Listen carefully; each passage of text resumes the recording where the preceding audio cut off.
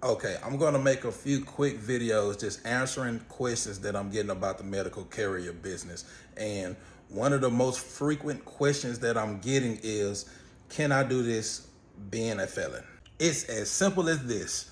If you're the business owner, you make your own rules. Even if you're getting into government contracting or contracting with a hospital or whatever, when you are the business owner, you make your own rules. Now, if you're talking about being a medical carrier as in going to go work for somebody else or you working up under somebody else's company, it's whatever rules that they put in place. You got some companies that don't care. You got some companies that say you can't be no older than 5 years, 8, 6 years, whatever they have, the requirements they have for their business, that's them. But what I'm talking about and what I teach is owning your own business and going after your own contracts.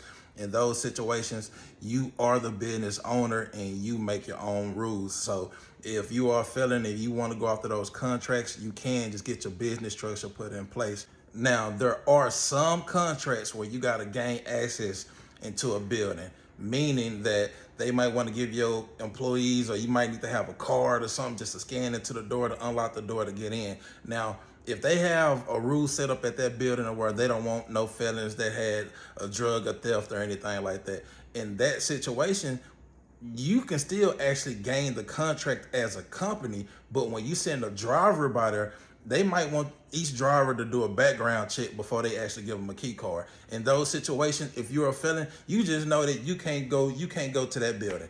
You can get the contract as the owner, but your drivers that you send there, those guys you're gonna have to do the background check on just to get them an access card to get inside the building.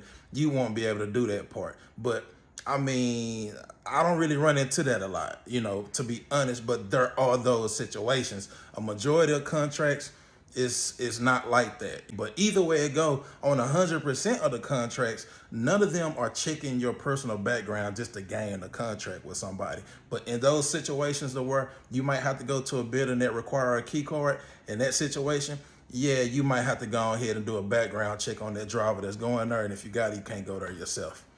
At the end of the day, having a felony is not going to stop you from gaining a contract.